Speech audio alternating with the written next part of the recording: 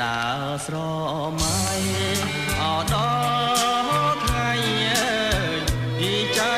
ដនតែគ្រាសាយនអនៅបងពីទីដែកចំប៉ាមួយតងបាំងស្លឹកចុងមែក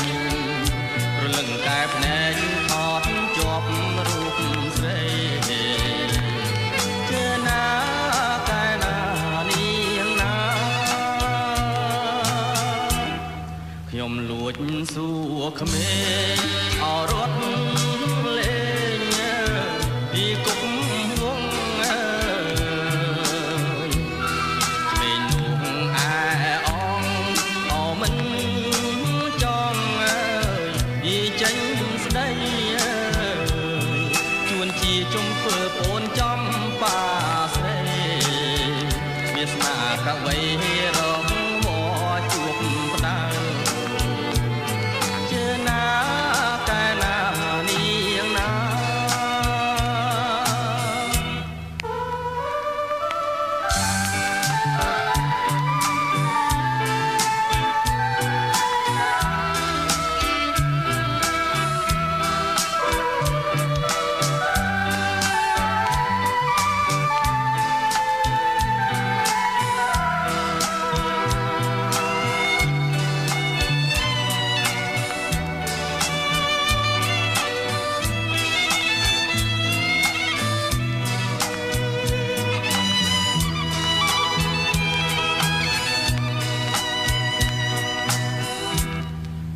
ដើរកិច្ចប